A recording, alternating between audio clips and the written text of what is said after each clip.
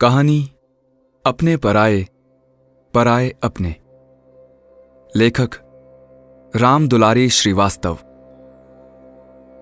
Parking में car खड़ी करके मैं दफ्तर की ओर बढ़ ही रहा था कि इतने में तेजी से चलते हुए वो आई और भाई साहब कहते हुए मेरा रास्ता रोककर खड़ी हो गई। उसकी गोद में 2-2.5 साल की एक बच्ची भी थी। एक पल को तो मैं सकपका गया कि कौन है ये। यहां तो दूर दराज के रिश्ते की भी मेरी कोई बहन नहीं रहती। मैं अपने दिमाग पर जोर डालने लगा। मुझे उलझन में देखकर वो बोली, क्या आप मुझे पहचान नहीं पा रहे हैं? मैं लाजवंती हूं, आपकी बहन लाजो। मैं तो आपको देखते ही पहचान गई थी। मैंने खुशी के मारे उस औरत की पीठ थपथपाते हुए कहा, अरे तू है चुड़ैल। मैं बचपन में उसे लाड़ से इसी नाम से पुकारता था। सो बोला, भला पहचानूंगा कैसे? कहां तू बित्ती भर की थी, फ्रॉक पहनती थी और अब तो तू एक बेटी की मां भी बन गई है। मेरी बातों से उसकी आंखें भर आई। मुझे दफ्तर के लिए देर हो रही थी।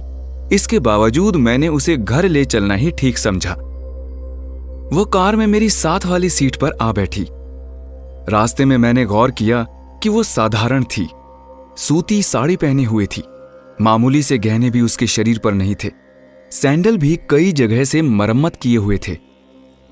बातचीत का सिलसिला जारी रखने के लिए मैं सबका हालचाल पूछता रहा, मगर उसके पति और ससुराल के बारे में कुछ न पूछ सका। लाजवंती को मैं बचपन से जानता था। वो मेरे पिताजी के एक खास दोस्त की सबसे छोटी बेटी थी। दोनों परिवारों में बहुत मेलजोल था। हम सब भाई बहन उसके पिताजी को चाचा जी कहते थे और वे सब मेरे पिताजी को ताऊ जी। अम्मा व चाची में खूब बनती थी। दोनों घरों के मर्द जब दफ्तर चले जाते तब अम्मा व चाची अपनी सिलाई बुनाई लेकर बैठ जाती और घंटों बतियाती रहती। हम बच्चों के लिए भी कोई बंधन नहीं था। हम सब बेरोक टोक एक दूसरे के घरों में धमा चौकड़ी मचाते हुए खाते पीते रहते। पिताजी ने हाई ब्लड प्रेशर की वजह से मांस खाना व शराब पीना बिल्कुल छोड़ दिया था। वैसे भी वे इन चीजों के ज्यादा शौकीन नहीं थे, लेकिन चाचा जी खाने पीने के बेहद शौकीन थे।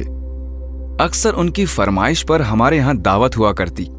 इस पर अम्मा कभी कभी पिताजी पर झल्ला भी जाती थीं कि जब खुद नहीं खाते तो दूसरों के लिए क्यों इतना झंझट कराते हो।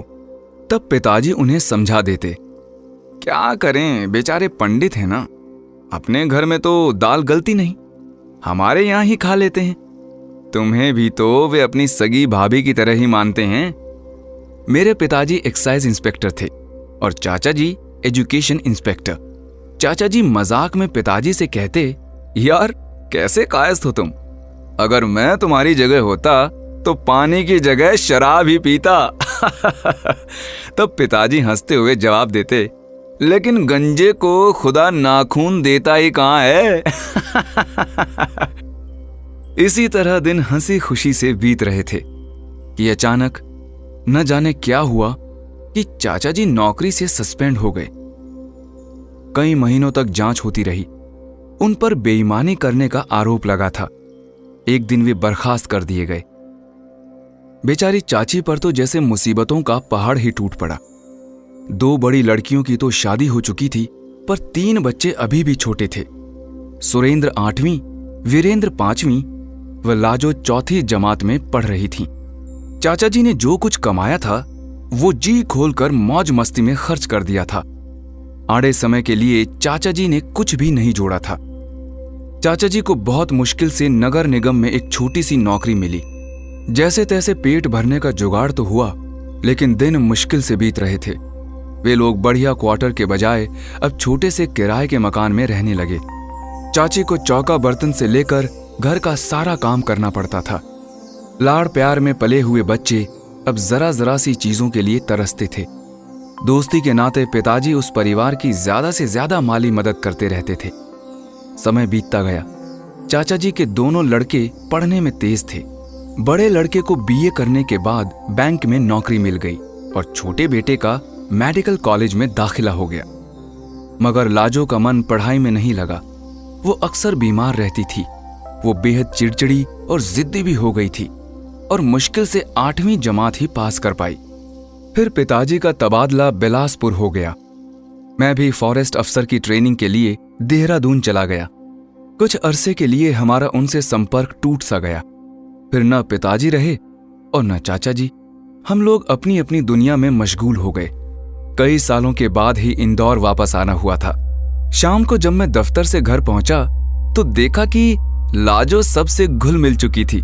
मेरे दोनों बच्चे बुआ बुआ कहकर उसे घेरे बैठे थे और उसकी बेटी को गोद में लेने के लिए उनमें होड़ मची हुई थी। मेरी इकलौती बहन 2 साल पहले एक हादसे में मर गई थी, इसलिए मेरी बीवी उमा भी ननंद पाकर बहुत खुश थी। खाना खाने के बाद हम लोग उसे छोड़ने गए। नंदानगर में एक चौलनुमा मकान के आगे उसने कार रुकवाई। मैंने चाची जी के पैर छुए, पर वे मुझे पहचान ना पाई। तब लाजो ने मुझे ढूंढ निकालने की कहानी बड़े जोश से सुनाई। चाची जी मुझे छाती से लगाकर खुश हो गईं और रूंधे गले से बोली, अच्छा हुआ बेटा जो तुम मिल गए। मुझे तो रात दिन लाजो की फिक्र खाए जाती है। दामाद नालायक निकला, वरना इसकी ये हालत क्यों होती। भूखों मरने से लेकर गाली गलौज, मारपीट सभी कुछ जब तक सहन करते बना कि वहीं रही, फिर यहां चली आई। दोनों भाइयों को तो ये फूटी आंख नहीं सुहाती। अब मैं करूं तो क्या करूं। जवान लड़की को बेसहारा छोड़ते भी तो नहीं बनता। बेटा इसे कहीं नौकरी पर लगवा दो तो मुझे चैन मिले। सुरेंद्र भी इसी शहर में रहता था। अब वो बैंक मैनेजर था। एक दिन मैं उसके घर गया। उसने मेरी बहुत खातिरदारी की, लेकिन वो लाजों की मदद के नाम पर टस से मस नहीं हुआ। लाजवंती का जिक्र आते ही वो बोला, उसका नाम मत लीजिए भाई साहब, वो बहुत तेज जबान की है। वो अपने पति को छोड़ आई है। हमने तो सब कुछ देखकर ही उसकी शादी की थी। उसमें ससुराल वालों के साथ निभाने का ढंग नहीं है। माना कि दामाद को शराब पीने की लत है, पर घर में और लोग भी तो हैं, उनके सहारे भी तो रह सकती थी। वो घर छोड़ने की क्या जरूरत थी। सुरेंद्र की बातें सुनकर मैं अपना सा मुंह लेकर लौट आया। मैं बड़ी मुश्किल से लाजो को एक गांव में ग्राम सेविका की नौकरी दिला सका था। चाची जी कुछ दिन उसके पास रहकर वापस आ गईं और अपने बेटों के साथ रहने लगी। मेरा जगह जगह तबादला होता रहा और तकरीबन 15 साल बाद ही अपने शहर वापस आना हुआ। एक दिन रास्ते में लाजो के छोटे भाई वीरेंद्र ने मुझे पहचान लिया। वो जोर देकर मुझे अपने घर ले गया। उसने शहर में क्लिनिक खोल लिया था और उसकी प्रैक्टिस भी अच्छी चल रही थी। लाजो का जिक्र आने पर उसने बताया कि उसकी तो काफी पहले मौत हो गई। यह सुनते ही मुझे धक्का लगा। उसका बचपन और पिछली घटनाएं मेरे दिमाग में घूमने लगी। लेकिन एक बात बड़ी अजीब लग रही थी कि मौत की खबर सुनाते हुए वीरेंद्र के चेहरे पर गम का कोई निशान नहीं था। मैं चाची जी से मिलने के लिए बेताब हो उठा। वे एक कमरे में मैले कुचैले बिस्तर पर पड़ी हुई थीं। अब वे बहुत कमजोर हो गई थीं और मुश्किल से ही उठ पाती थीं। आंखों की रोशनी भी तकरीबन खत्म हो चुकी थी। मैंने अपना नाम बताया तभी वे पहचान सकी। मैं लाजो की मौत पर दुख जाहिर करने के लिए कुछ बोलने ही वाला था कि उन्होंने हाथ पकड़कर मुझे अपने नजदीक बैठा लिया। वे मेरे कान में मुंह लगाकर धीरे से बोली, लाजो मरी नहीं है बेटा, वो तो इसी शहर में है। ये लोग उसके मरने की झूठी खबर फैला रहे। तुमने जिस गांव में उसकी नौकरी लगवा दी थी, वहीं एक ठाकुर साहब भी रहते थे। उनकी बीवी 2 छोटे छोटे बच्चे छोड़कर मर गई। गांव वालों ने लाजो की शादी उनसे करा दी। लाजो के अब 2 बेटे भी हैं। ऐसे अब वो बहुत सुखी है, लेकिन एक बार उसे अपनी आंखों से देख लेती तो चैन से मरती। एक दिन लाजो आई थी तो वीरेंद्र की बीवी ने उसे घर में घुसने तक नहीं दिया। वो दरवाजे पर खड़ी रोती रही।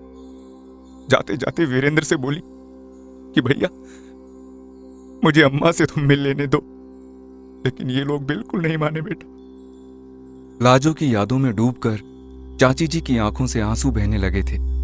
वे रोते रोते आगे बोली, बताओ बेटा, उसने क्या गलत की? उसे भी तो कोई सहारा चाहिए था ना।